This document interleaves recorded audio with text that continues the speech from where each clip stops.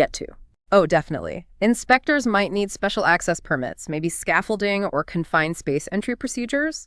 Safety precautions are always a major consideration. They need the right authorization just to get near the material sometimes. And who decides when and where these checks happen? Well, the sources remind us that the project's quality plan should always spell out the required level of inspection, like, do we need a 3.1 or 3.2 cert, and the specific points in the process where inspection is required.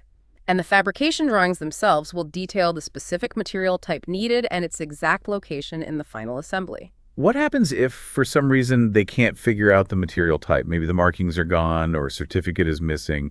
Are they just stuck? No, not necessarily stuck, but it becomes more complicated. If the standard documentation isn't there or isn't clear, other methods can be used. Things like spark testing. Experienced people can get an idea of the steel type by looking at the sparks it makes when ground. Or more sophisticated methods like spectroscopic analysis, chemical analysis in a lab, or maybe portable hardness tests like using a stereoscope. Can the inspector do those? Usually, these more advanced tests are done by specialized approved test houses, but sometimes portable equipment can be used on-site. In those cases, the inspector might witness the test being performed as part of the verification process. So there are fallbacks, but it's obviously preferable to have the proper documentation from the start.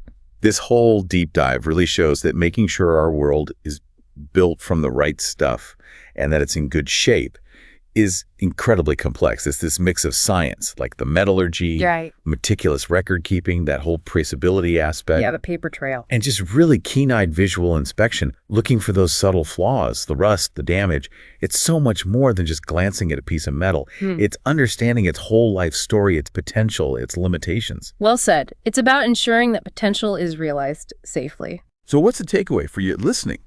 Well, next time you drive over a bridge, or you're in a tall building, or maybe even just using a simple metal tool, just take a second. Consider all those layers of inspection, all the expert eyes that work behind the scenes, checking codes, verifying paperwork, examining surfaces, all to make sure that thing is reliable and safe. Maybe think about this. What aspects of material quality, the stuff we've talked about, do you think might be most easily overlooked in just our daily lives? And how might knowing a bit more about these intense inspection processes change how you look at the everyday products you rely on? Something to think about.